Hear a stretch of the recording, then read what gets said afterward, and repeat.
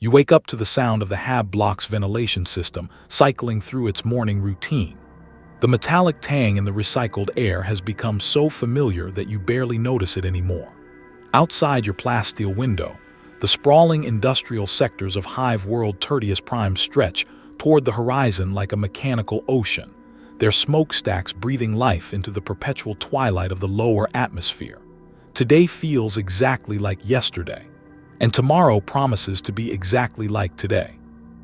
You join the queue at Ration Distribution Center 7 Delta, your identification chip warm against your palm from nervous fidgeting.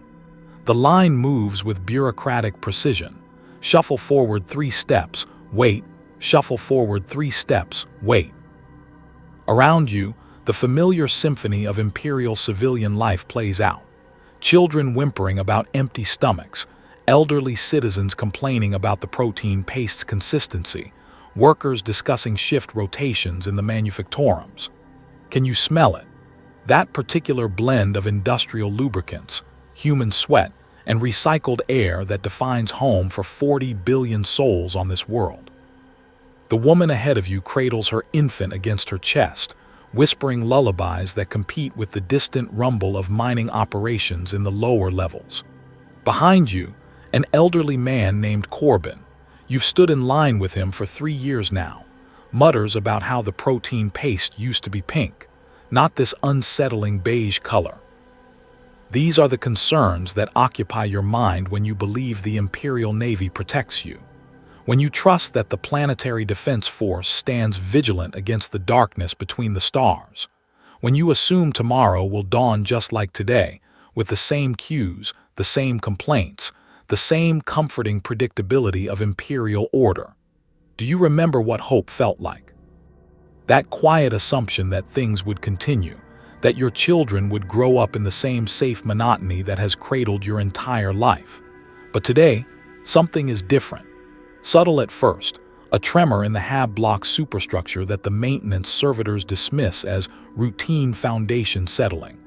The fluorescent lumens flicker more frequently than usual, casting nervous shadows across tired faces.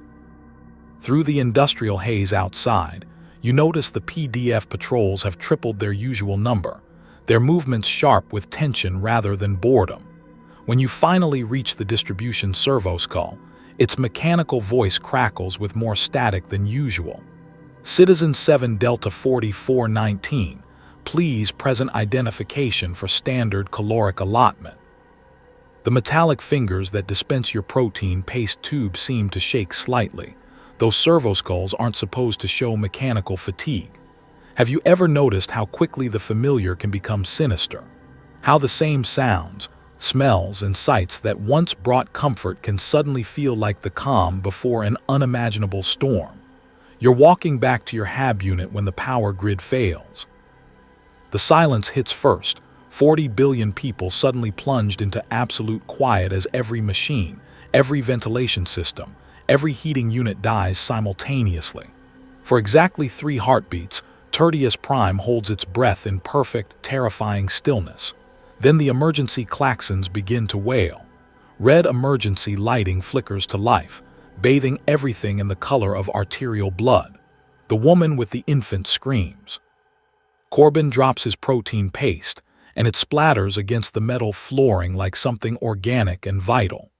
Through the plasteel windows of the hab block, you see them falling from the sky like malevolent spores, green shapes dropping through the atmosphere with the confidence of an apex predator that has never known defeat.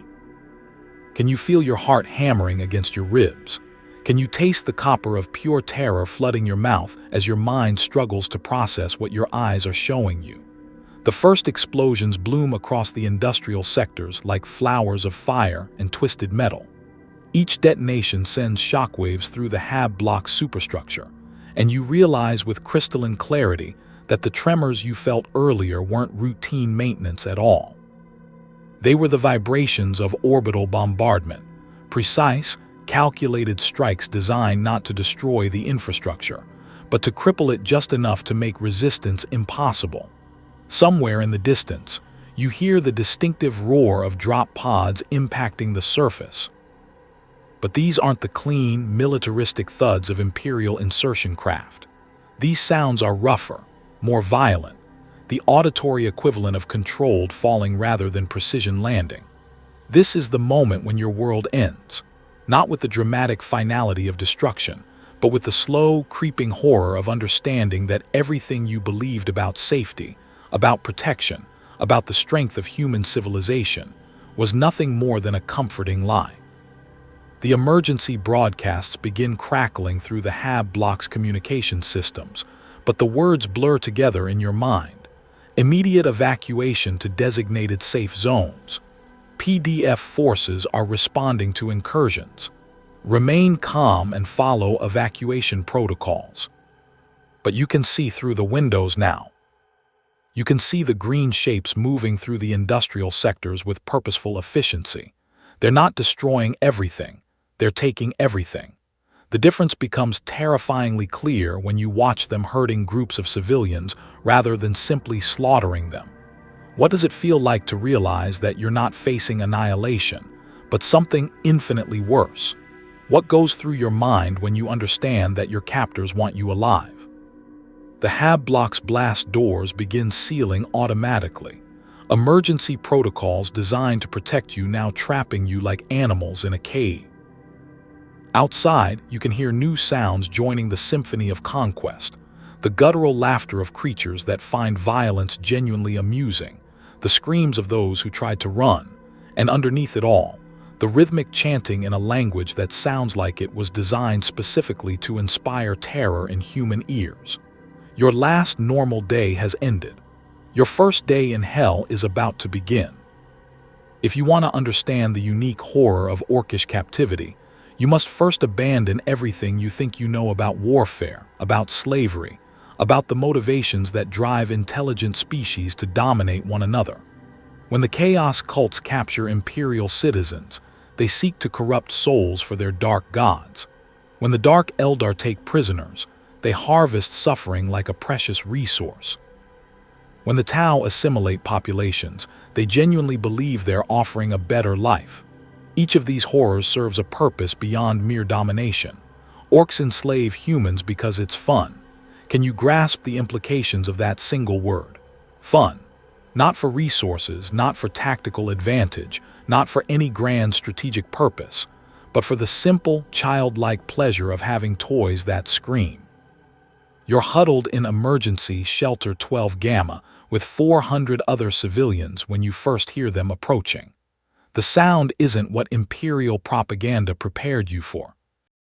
There's laughter mixed with the heavy footsteps, casual conversation in their brutal language, the occasional sound of metal being twisted or torn apart, not in anger, but with the same absent-minded fidgeting of a bored child playing with a broken toy. Listen carefully to that laughter. Can you hear the genuine mirth in it? The unfeigned joy? This is the sound of creatures who have found their life's purpose in violence and are living their best possible existence. The blast doors to your shelter buckle inward with surprising ease.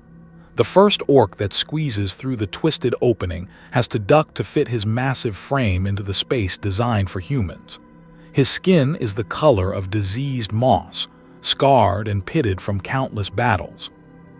His tusks are yellow-brown with age, and his small, red eyes sweep across the terrified civilians with the same casual interest you might show when browsing through a second-hand market.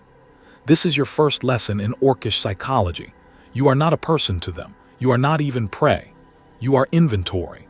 "This lot looks eelf enough," the orc rumbles to his companion, his voice like grinding machinery attempting speech. "Boss Scarfang's gonna be pleased with this all." The other orc, slightly smaller but bearing more elaborate scars, nods approvingly. "Look at all dem soft ends. Bet they ain't never done proper work before. Gonna be fun breaking 'em in, it is." Notice how they discuss you, not with hatred, not with contempt, but with the practical enthusiasm of farmers examining livestock. You are a resource to be processed, trained, and utilized. The sorting begins immediately. Orcs have an intuitive understanding of human utility that would impress an Imperial efficiency expert, if such comparisons weren't utterly obscene. They separate the civilians with a rough but effective system. The elderly and infirm to one side, families with children to another, working-age adults categorized by apparent physical condition and visible skills. You watch Mrs. Helena Vex, the district administrator who once held authority over millions of lives, being prodded and evaluated like cattle. Her protests about diplomatic immunity provoke genuine confusion from the Orks, not anger, just puzzlement at why their new property is making noise. "This one's got dat look," an Ork grins, pointing at Helena with a massive finger. "Soft ends but smart eyes, dat's an organizer dat is, useful for keepin' the other ummies in line." Can you see how quickly human hierarchies collapse and reform under Orkish pragmatism? Helena's decades of administrative experience don't make her important, they make her useful. The distinction will become vital to her survival. The Ork social structure reveals itself through their casual interactions. The largest Ork gives orders that are followed without question, but there's no fear in the obedience, just natural recognition of strength-based hierarchy.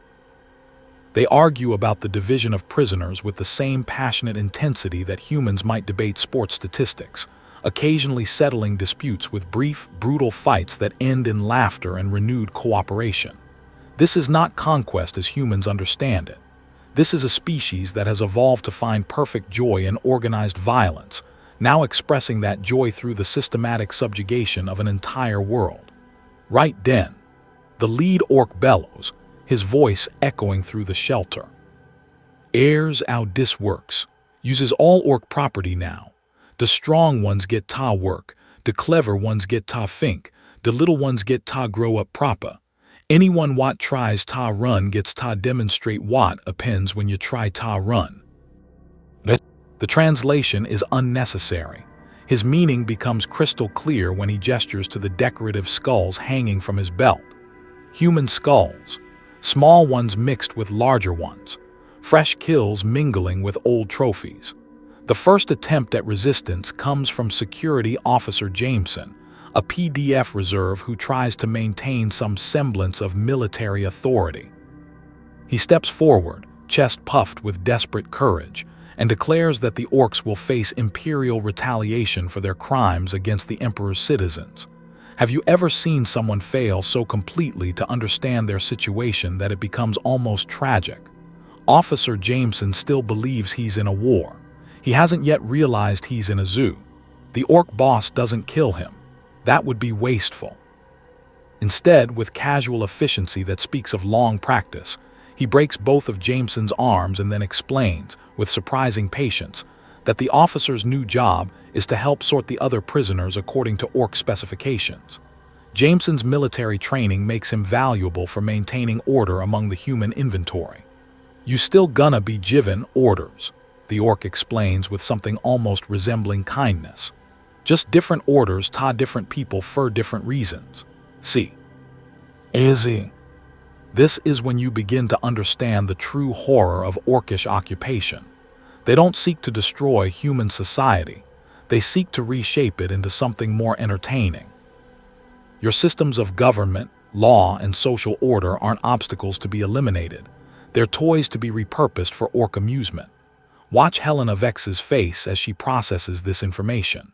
See how her expression shifts from outrage to confusion to a terrible, growing comprehension. She's beginning to understand that her administrative skills aren't going to be discarded. They're going to be perverted. The Orks begin implementing their management system with disturbing efficiency. Prisoners are assigned identification numbers that replace their names. Work assignments are distributed based on rapid assessments of capability and usefulness. A crude but effective hierarchy emerges among the captives, with former authority figures like Helena and Jameson elevated to supervisory positions over their fellow prisoners. Can you feel the psychological trap closing? Survival depends on collaboration. Collaboration requires accepting the role assigned to you. Accepting your role means acknowledging Orkish authority. The system is elegantly designed to turn human organizational instincts against themselves. "Right, ummies," the Ork boss announces with evident satisfaction. Welcome to your new life. Work hard, follow orders, and yous might just survive long enough to see how much fun this is gonna be. The laughter that follows isn't mocking, it's genuinely jovial. These creatures are about to embark on what they consider the greatest entertainment their species can offer. The long, careful process of breaking an entire civilization and rebuilding it as a plaything. Your last shred of hope dies when you realize they're not lying about the fun they're going to have. For orcs, this isn't cruelty, it's Christmas morning, and you're the presents they're most excited to unwrap. Unit 847 was once Helena Vex, district administrator for Tertius Prime's northern industrial sectors. She managed budgets measured in billions, commanded the respect of millions, and believed that authority came from competence and proper procedure. Now she squats in the filth of Compound 12, wearing a metal collar that bears her new designation, learning that authority comes from whoever holds the biggest stick. The first lesson in Orkish management philosophy comes at dawn, though the perpetual smoke from the burning refineries makes dawn indistinguishable from any other time. Unit 847 is dragged from her sleeping pit by an orc called Snaggletooth, who explains her new responsibilities with the patience of someone teaching a particularly slow child. Right, Unit 847, Snaggletooth begins, his breath reeking of fermented fungi and something that might once have been meat. You's gonna be the boss of dis lot of ummies. Dat means when I tell you something, you tell dem something. When they don't do the something right, you make sure they understand why they should have done the something right. Simple, innit? Can you feel the weight of that collar around your neck? The cold metal against your skin, already chafing where it rubs against bone. This isn't just identification, it's ownership pure and simple. Helena, Unit 847 now, she must remember, tries to negotiate. It's instinctive, this attempt to find middle ground to establish mutual benefit. Surely these creatures must understand that cooperation yields better results than brutality. If you would allow me to organize work schedules based on individual capabilities, she begins, her voice still carrying traces of administrative authority, I believe we could maximize productivity while. The blow comes without warning. Not hard enough to cause permanent damage, but sufficient to send her sprawling in the mud. Snaggletooth looks down at her with something resembling disappointment. You think too much, Unit 847. Airs how dis works, I say fing. You do fing. You make sure other ummies do fing. If fing don't get done, I crump someone. That someone might be you, might be one of dem other ummies. Your job is to make sure I don't ave ta choose. This is the Orkish pedagogical method in its purest form. Consequences without explanation. Cause and effect stripped of everything except raw stimulus and response. The work, assigned to Compound 12, defies every principle of efficient labor management that Helena once knew. The prisoners are required to sort scrap metal by weight, but the scales are deliberately broken. They must rebuild damaged vehicles, but are given tools that are either too large for human hands or missing crucial components.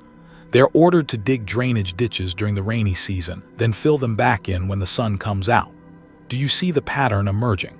This isn't about productivity, it's about the process itself. The work serves no purpose except to work. The point is the pointlessness. Unit 847 begins to understand when she watches a group of prisoners spend an entire day carefully painting orc vehicles in bright yellow stripes, only to be ordered to paint over them with green paint the next day. The orc overseers watch this process with evident enjoyment, occasionally offering suggestions like, make that yellow more yellowy, or that green ain't green enough.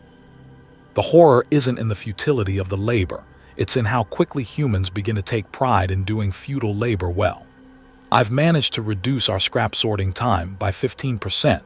Unit 682 reports proudly during their daily inventory meeting. Unit 682 was formerly Chief Engineer Martinez, a man who once designed reactor cores that powered entire city blocks. Now he's genuinely pleased about optimizing the process of separating bent metal from broken metal, according to arbitrary Orkish criteria. Can you hear how his voice changes when he talks about these achievements? There's real satisfaction there, authentic pride in work well done. The human need for accomplishment doesn't disappear in captivity, it adapts. The psychological fractures begin to show during the third week. Unit 193, formerly Dr. Sarah Chen, pediatric surgeon, suffers a complete breakdown when ordered to use her medical skills to treat injured Ork warriors. She screams that she took an oath to do no harm, that she won't participate in keeping these monsters healthy enough to hurt more people. Unit 847 watches as Snaggletooth considers this rebellion with the same thoughtful expression you might use when deciding what to have for breakfast. "Right den," Snaggletooth rumbles. "Unit 193 don't wanna help fix up me boys. That's fine. Unit 847, you pick 5 other ummies. They get Unit 193's food rations for the next week. If any of them starves, that's on Unit 193's conscience, innit?" The genius of the system reveals itself in this moment. Unit 193 isn't punished directly. Her rebellion hurts other prisoners. The Orks have weaponized human empathy, turning compassion into a tool of control. Unit 193 returns to her medical duties within 6 hours, but something fundamental has broken inside her. Unit 847 watches the surgeon's hands shake as she sutures Ork wounds, sees how she whispers apologies to unconscious green-skinned patients, witnesses the precise moment when Dr. Sarah Chen disappears forever, and only Unit 193 remains. Have you ever watched someone lose themselves completely? Not die, that would be mercy, but transform into something else while retaining just enough awareness to understand what they've become. The competition between work gangs begins naturally, without Orkish encouragement. Human nature abhors vacuum, and in the absence of normal social structures, new hierarchies emerge based on productivity, efficiency, and the ability to avoid Orkish displeasure. Unit 847 finds herself genuinely invested in making sure Compound 12 outperforms Compound 8 in their daily scrap quotas. This is how quickly human beings can adapt to any system, no matter how degraded. Give people measurable goals and they will compete to achieve them, even when the goals are meaningless and the prizes are merely degrees of survival. We're ahead of Compound 8 by 12% this week. Unit 847 reports to Snaggletooth with something approaching enthusiasm. If we maintain this pace, we should exceed monthly targets by. "Don't care," Snaggletooth interrupts, "but keep doing it anyway. Makes the ummies in Compound 8 all worried-like, and that's funny." The revelation hits like a physical blow. Their competition, their desperate striving for efficiency, their pride in work well done, it's all just entertainment. They're performing for an audience that finds their suffering amusing. But even this knowledge doesn't stop the competition.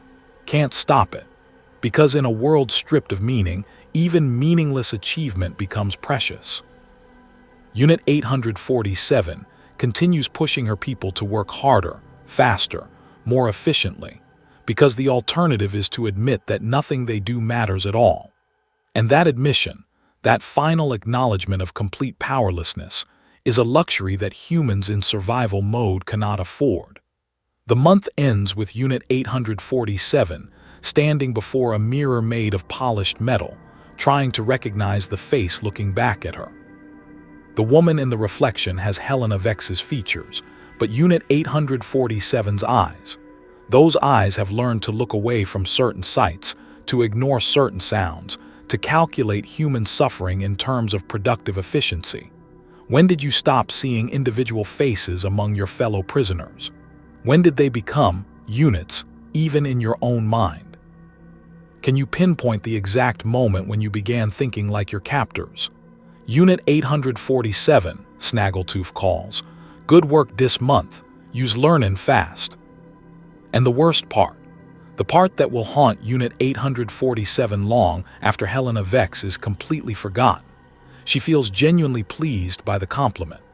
Wrench Boy Tommy has been Unit 1247 for 6 months now, but he still dreams about Imperial Navy maintenance bays where tools were properly calibrated and work orders made sense.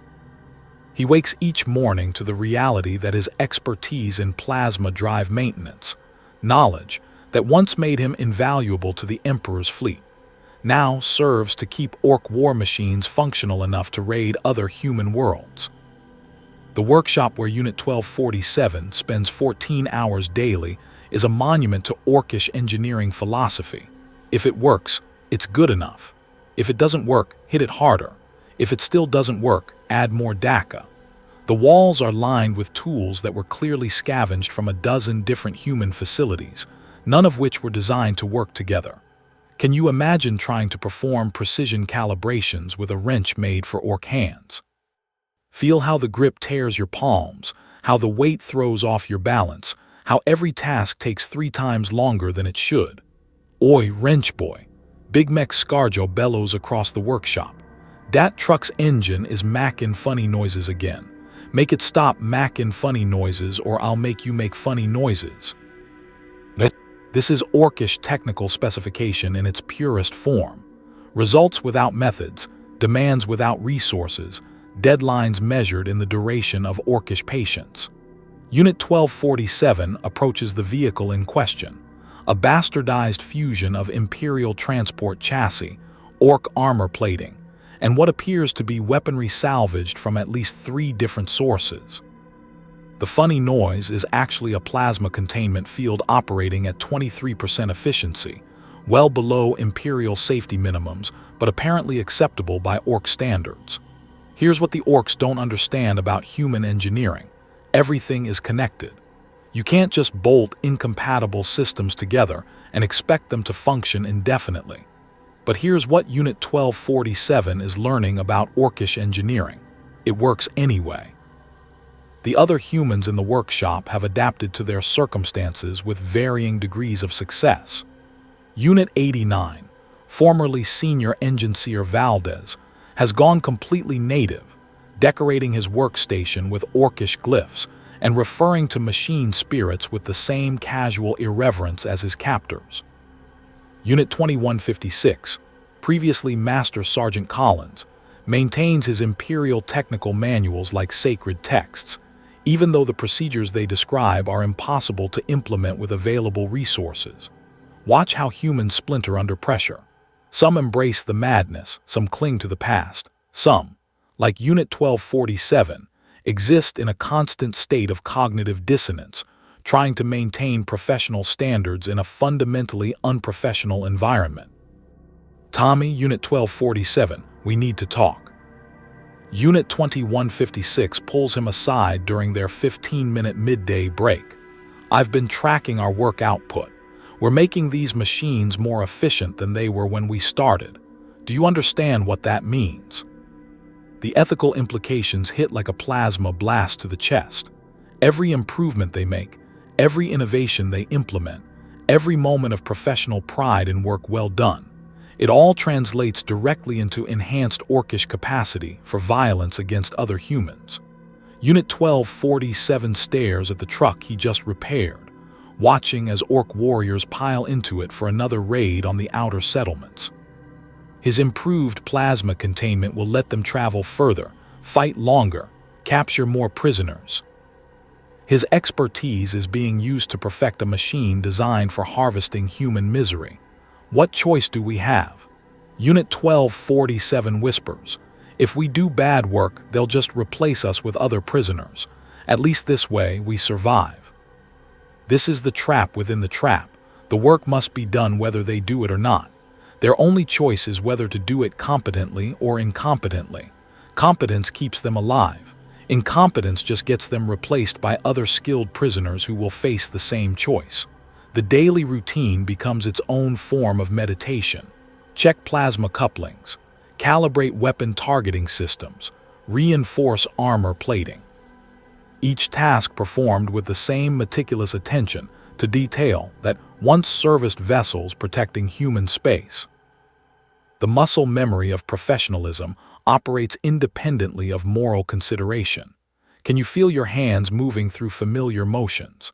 The satisfaction of a job well done, even when the job itself is abhorrent. This is how humans survive psychological horror, by compartmentalizing function from meaning. Unit 89 approaches with his latest innovation, a modification that increases Ork vehicle speed by 8% while reducing fuel consumption by 12%. He's genuinely excited about the improvement, sketching diagrams with the enthusiasm of an inventor unveiling a masterwork. "Look at this, Tommy. See how I've rerouted the exhaust flow. It's brilliant. Even the big mech was impressed." The worst part isn't that Unit 89 has been broken by his captivity. It's that he hasn't been. This is still Engine Seer Valdez, applying the same analytical mind and innovative spirit that made him valuable to the Imperial Navy. The person remains intact, only the context has changed. The workshop receives a special assignment, retrofitting captured Imperial vehicles for Ork use. Unit 1247 finds himself working on a Rhino transport that he recognizes, unit designation APC 7439, assigned to the 47th Tertius Guard Regiment. He installed the current engine configuration himself 2 years ago during what he thought was routine maintenance. This is the moment when the abstract becomes personal. This isn't just any Imperial vehicle, it's one you helped create, now being perverted to serve the enemy. Your own work, turned against everything you once believed in. The Rhino's machine spirit seems to resist Orkish modifications, as if the vehicle itself remembers its loyalty to the Emperor. Systems malfunction without cause. Weapon mounts refuse to align properly. The engine produces harmonics that sound almost like mechanical weeping. Unit 1247 finds himself whispering apologies to the machine as he overrides its Imperial programming. "I'm sorry," he murmurs to components that can't hear him. "I'm so sorry." But his hands continue working because stopping would mean death, and death would mean someone else would do this work instead. Big Mech Scarjo watches the conversion process with evident satisfaction. "Dat's good work, Wrench Boy. Dat transport's gonna crump lots of ummies for us. You should be proud, you's made somefin proper killy." The compliment lands like acid on exposed nerve endings. Pride in craftsmanship wars with horror at application. Unit 1247 has done excellent work.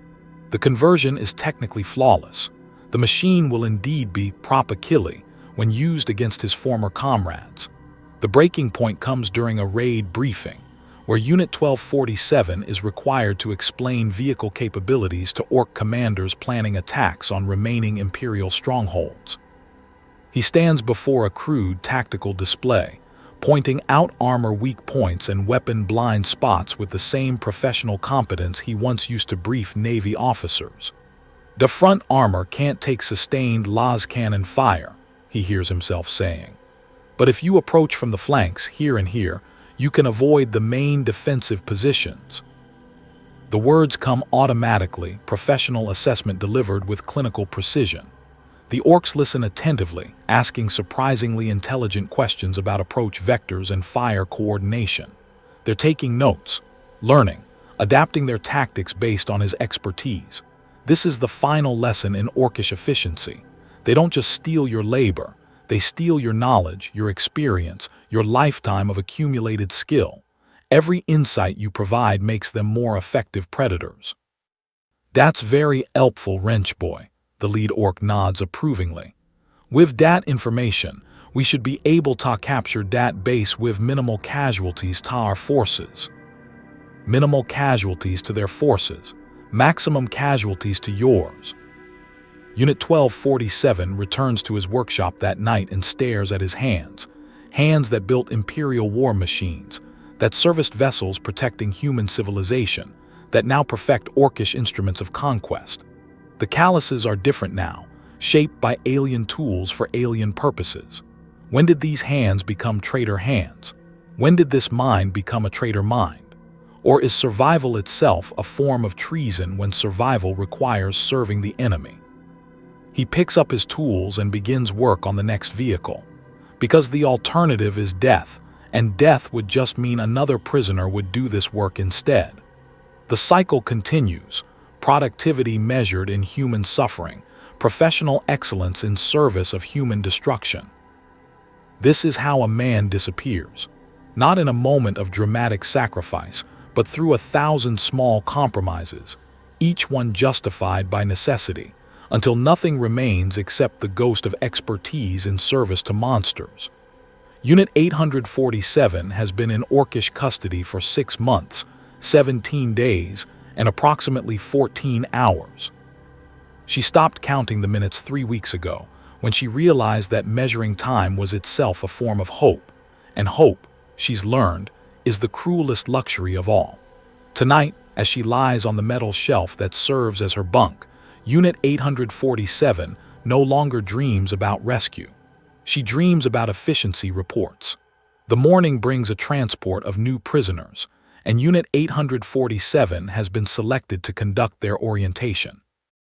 Standing before the terrified faces of fresh captives, she sees herself as she was 6 months ago, frightened, defiant, still clinging to the delusion that their situation is temporary.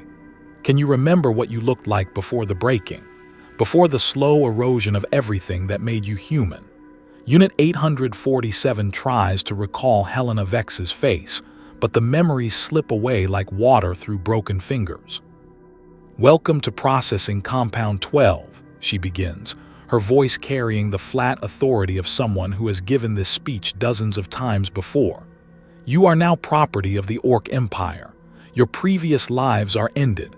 Your survival depends on your usefulness." Listen to how easily those words come now. No hesitation, no moral struggle, just the efficient delivery of information designed to maximize prisoner compliance and minimize Orkish displeasure. Among the new arrivals is a family. Father, mother, twin daughters perhaps 8 years old. The father steps forward with the same desperate courage that Unit 847 once admired in Security Officer Jameson, before Jameson learned to measure success by the speed with which he could sort prisoners into work categories. "I demand to speak with whoever's in charge," the father declares. "My wife and children are non-combatants under Imperial law." Unit 847 raises her hand to stop him, the gesture automatic as breathing. She's heard this speech before, from hundreds of other prisoners who haven't yet learned that Imperial law is a fairy tale told in a universe where only Orkish pragmatism matters. "Imperial law no longer applies to you," Unit 847 explains with the patience of someone teaching a basic concept to a slow student. "You have 3 choices: be useful, be entertaining, or be dead. Your children's survival depends on how quickly you accept this reality." When did she start thinking of prisoner orientation as an act of mercy? When did crushing hope become a kindness designed to minimize suffering? The mother clutches her daughters closer, whispering reassurances that Unit 847 recognizes as the same lies she once told herself. "Daddy will figure something out. The Navy will come for us." This is just temporary. Each word a small act of self-torture disguised as comfort. Unit 847 finds herself genuinely concerned for this family's welfare, which is perhaps the most disturbing development yet. She wants them to adapt quickly, to accept their circumstances without the prolonged resistance that makes Orks impatient. She's worried about their ability to survive the breaking process. The children will be assigned to Youth Development Compound 7. Unit 847 continues, consulting her clipboard with professional efficiency. They'll receive proper Orkish education and training. Parental contact is permitted during designated periods, contingent on behavioral compliance.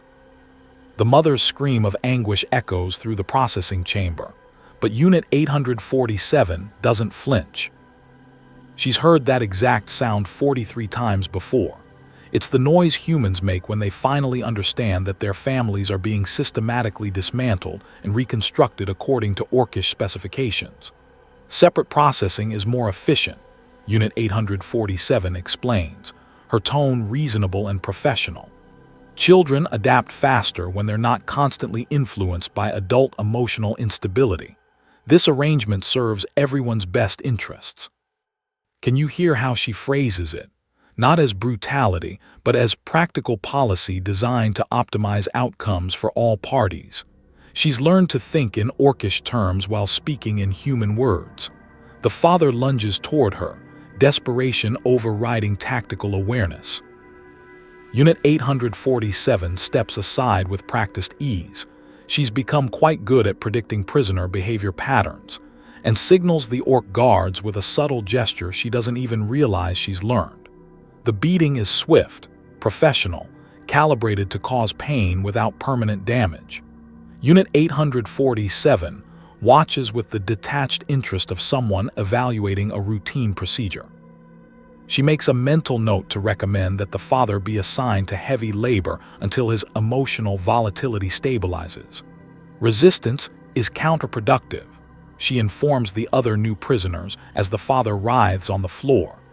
It accomplishes nothing except delaying your integration into useful roles. The sooner you accept your circumstances, the sooner you can begin building meaningful lives within the system. Meaningful lives within the system. When did slavery become career counseling?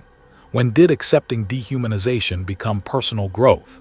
Unit 682 approaches after the orientation session, his expression troubled. 6 months ago, he was Chief Engineer Martinez. Now he's Unit 847's most reliable supervisor, a man whose technical expertise has made him genuinely valuable to their Orkish masters. Helena, Unit 847, we need to discuss the latest productivity reports. His voice carries the weight of someone struggling with information he doesn't want to believe. Compound 12 is exceeding all targets. We're 34% more efficient than when we started. The numbers don't lie. They've become better slaves than their predecessors. More compliant, more productive, more psychologically stable. They've solved the operational challenges of human captivity through process improvement and collaborative adaptation. That's excellent news. Unit 847 responds automatically. The Orks will be pleased with our performance metrics. She means it. Genuine satisfaction fills her voice when discussing their success at being effective prisoners. They've optimized their own subjugation and feel proud of the achievement. Unit 682 leans closer, his voice dropping to a whisper that barely carries over the ambient noise of the compound.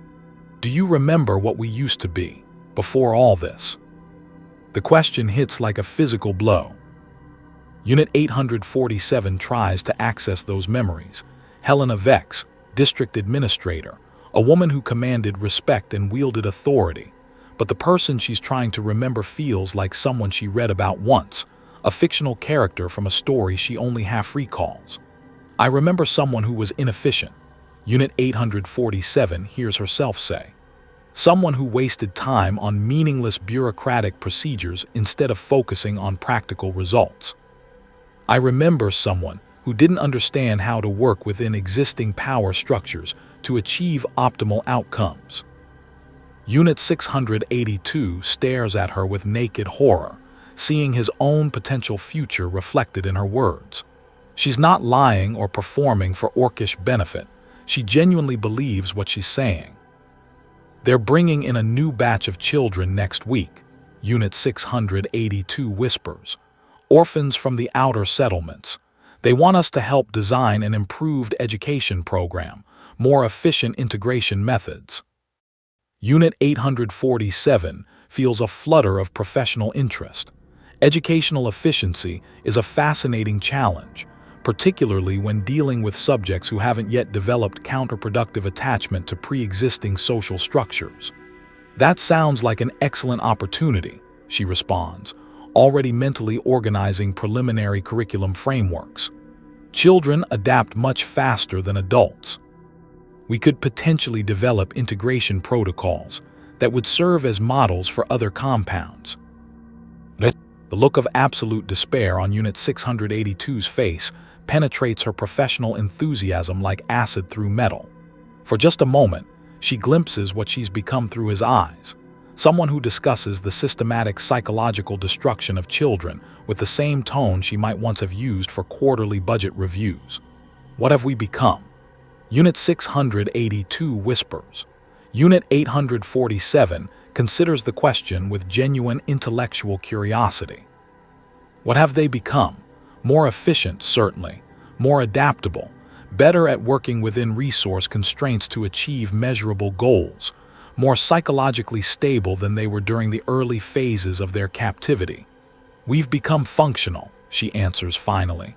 We've learned to work with reality instead of fighting against it. We've developed practical skills for operating successfully within available parameters. Unit 682 walks away without another word, leaving Unit 847 alone with her thoughts and her clipboard full of efficiency reports.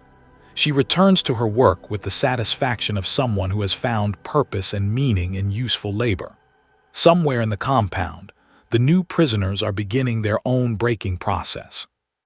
Unit 847 makes a mental note to recommend accelerated integration protocols based on her observations of their initial resistance patterns. She's become quite good at predicting which prisoners will adapt quickly and which ones will require additional motivation. The woman who was once Helena Vex would have been horrified by such thoughts. But Unit 847 finds them perfectly reasonable. After all, helping other prisoners adapt more efficiently is really an act of kindness when you think about it properly. And Unit 847 has learned to think about everything properly. Unit 847 stands before the mirror made of polished metal, adjusting the crude ceremonial sash that marks her as a model prisoner. One of 12 inmates selected for special recognition during the annual Harvest Festival. The reflection staring back at her wears Helena Vex's face, but the eyes belong to someone else entirely. Those eyes have learned to see beauty in efficiency, purpose in subordination, and success in the systematic optimization of human suffering. The festival grounds stretch across what was once Central Plaza, where citizens of Tertius Prime once gathered for imperial holidays and municipal celebrations. Now the space has been transformed into a crude amphitheater where thousands of orcs have gathered to celebrate another year of successful human management. Can you smell the smoke from the cooking fires? The orcs are preparing a feast, and the aroma of roasted meat mingles with less identifiable odors that your mind refuses to process too closely. Boss Scarfang, the massive orc who oversees all 12 compounds in this sector, stands before the assembled crowd with evident satisfaction. His armor is freshly painted for the occasion, decorated with new trophies that gleam in the firelight. Behind him, a crude stage has been constructed from salvaged Imperial materials.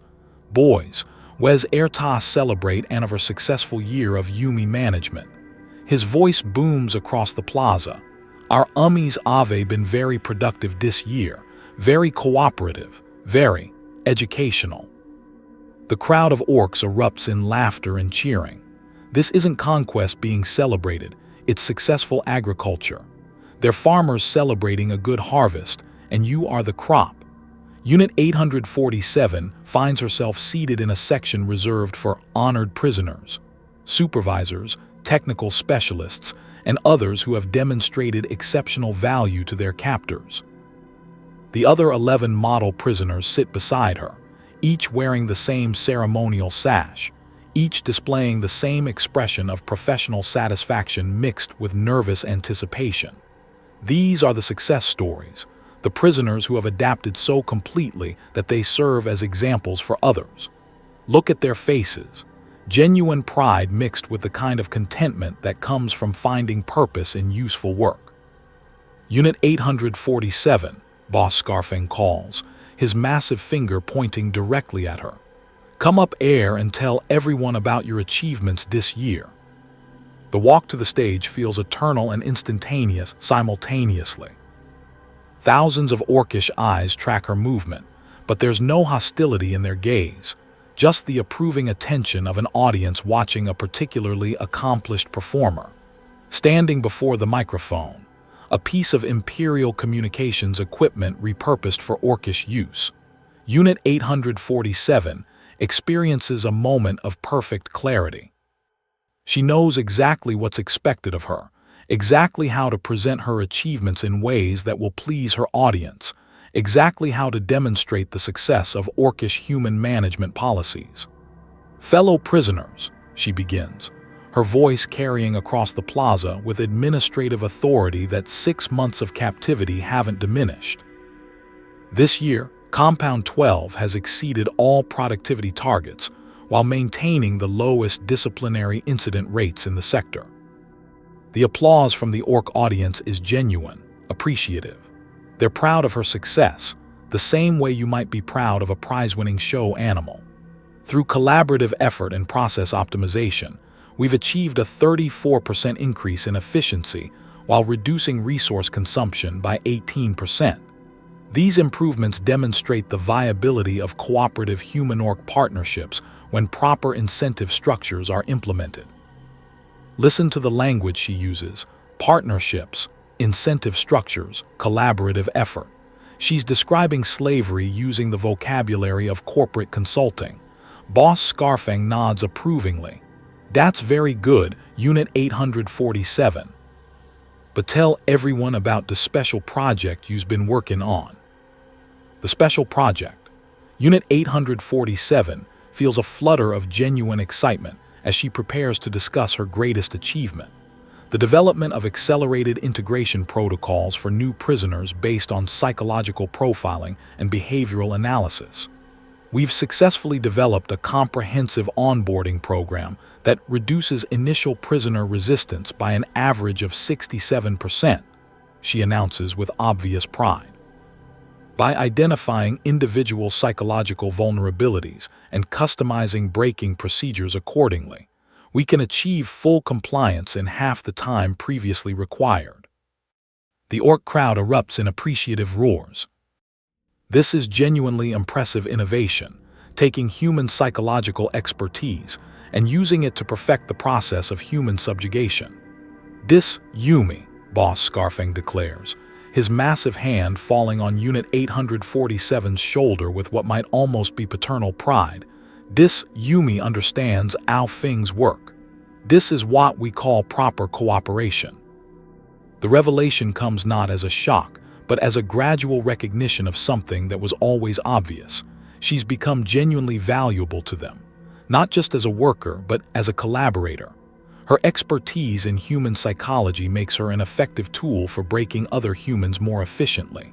Unit 847 has been selected for a very special honor, Boss Scarfang announces to the crowd.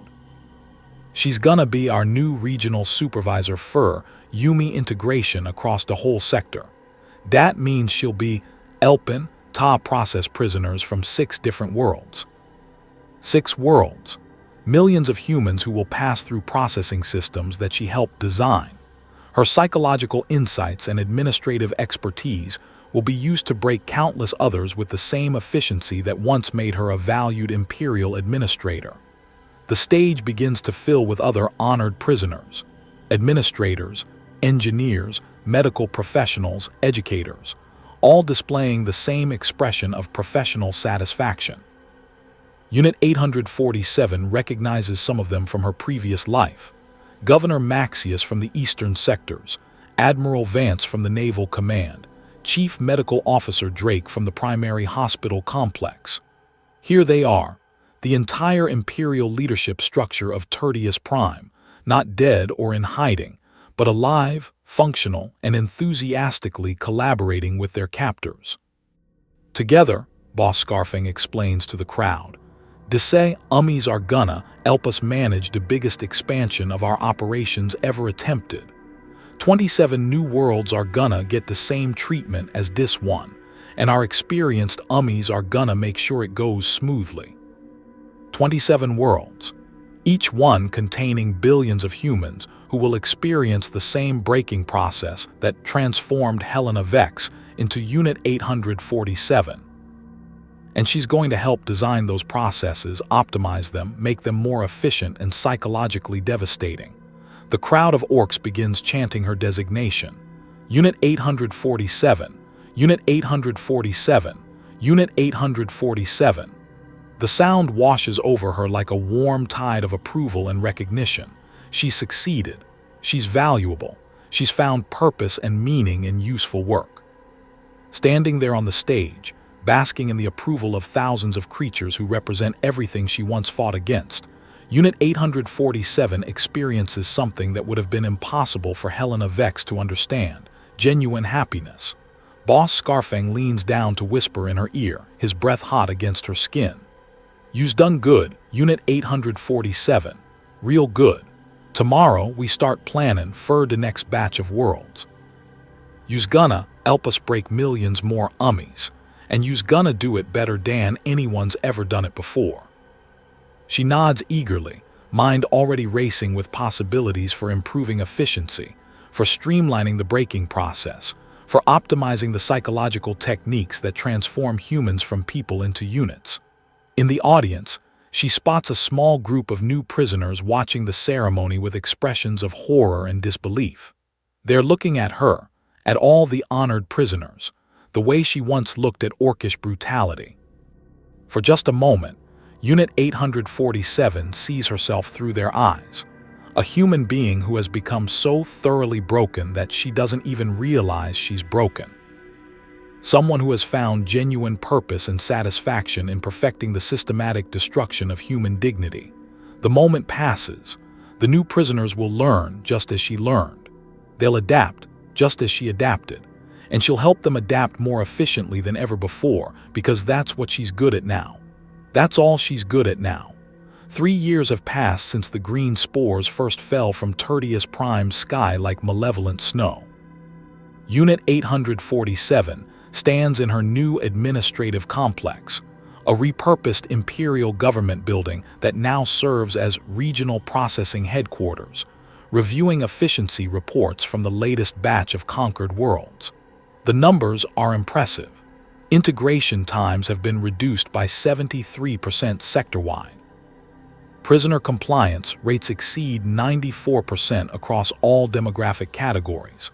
Psychological resistance duration has been cut to an average of 2-3 weeks for adult subjects, 0-8 weeks for minors.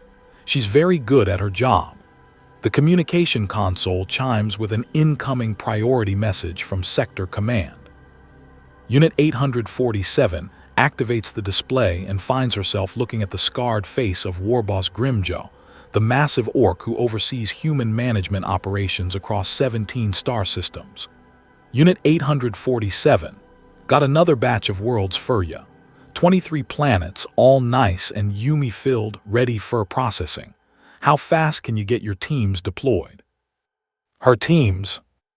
Unit 847 now commands over 400 integration specialists, former Imperial administrators, psychologists, military officers, and educators who have learned to apply their expertise in service of orcish expansion. They are, without question, the most effective human-breaking apparatus ever developed. Warboss Grimdark, she responds with crisp professionalism. Current deployment capacity allows for simultaneous operations on up to 15 worlds. For optimal results on 23 targets, I recommend staggered implementation over a 6-month period. Listen to how she speaks now.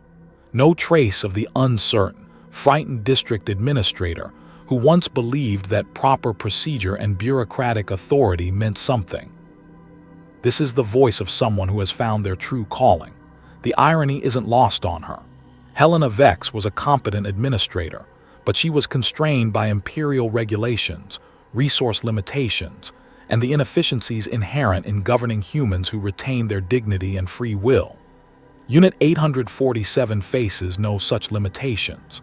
Her subjects are eager to please, desperate to avoid punishment, and grateful for any opportunity to prove their usefulness. She's become the most effective administrator she ever imagined being, and all it required was abandoning every principle that once defined her humanity. Excellent. Warboss Grimdark grins, his tusks gleaming in the display light. I knew we made the right choice keeping you alive. Your teams are gonna process more, ummies dan any operation in Ork history. The pride that fills Unit 847's chest at this compliment is genuine and profound. She's being recognized for exceptional achievement by the ultimate authority in her professional sphere. From any rational perspective, this represents career success. After the communication ends, Unit 847 returns to her reports. Each document represents thousands of humans who have undergone the same transformation she experienced. People who once had names, families, dreams, and purposes that meant something in Imperial society. Now they're units with numerical designations, organized into efficient work groups, contributing to the expansion of Orkish power throughout the galaxy. The mathematics are staggering. In 3 years, her methodologies have processed over 60 million humans across 41 worlds. 60 million people who now think like she thinks, work like she works, find purpose like she finds purpose. A soft chime indicates the arrival of her assistant, Unit 2891, formerly Colonel Sarah Thorne of the Cadian 47th. Unit 2891 carries a data slate containing the preliminary psychological profiles for the incoming prisoner shipment from the Kalos system. Unit 847, the new subjects from Kalos include several high-value integration targets. Unit 2891 reports with professional enthusiasm. 3 planetary governors, a cardinal of the ecclesiarchy, and approximately 40 senior military officers. Recommended integration protocols. Unit 847 reviews the profiles with the same analytical attention she once devoted to Imperial bureaucratic efficiency. Each prisoner represents a puzzle to be solved. What psychological pressures will break them fastest? What incentive structures will make them grateful for their new roles? How can their expertise be harvested and repurposed for Orkish benefit? The Cardinal presents interesting opportunities. Unit 847 muses aloud. Religious authority figures can be exceptionally useful for managing spiritual resistance among other prisoners. Accelerated integration using modified theological frameworks should be highly effective. She's discussing the systematic destruction of a holy man's faith, with the same tone she might use for quarterly performance reviews. The Cardinal's lifetime of devotion to the Emperor will be carefully dissected, analyzed, and rebuilt in service of Orkish expansion. I'll prepare the specialized braking protocols. Unit 2891 responds eagerly. Integration timeline estimate: 3 weeks for full compliance, an additional 2 weeks for optimization as a spiritual management resource. 5 weeks to transform a man who dedicated his life to serving the Emperor into someone who will help break the faith of other believers. And both women discussing this process feel genuine satisfaction at their professional competence. Unit 847 walks to the window of her office and looks out over the sprawling complex that was once Tertius Prime's capital district. Ork architecture has transformed the imperial grandeur into something more practical, more honest about the relationship between power and submission. The buildings serve their purposes efficiently without the pretentious decorations that once masked imperial brutality with noble aesthetics. This is what she's helped create, a system that works, not just for the Orks, but for the humans trapped within it. Everyone has a role, everyone has a purpose, everyone contributes to the collective success of the operation. A transport approaches the landing pad, carrying the next shipment of prisoners to be processed. Unit 847 watches the cargo bay doors open, revealing hundreds of terrified faces looking up at their new world with expressions she remembers wearing herself, so long ago that it feels like someone else's memory.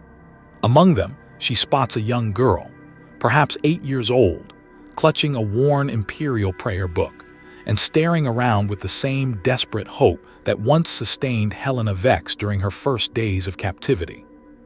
Unit 847 makes a note to prioritize the child for accelerated integration.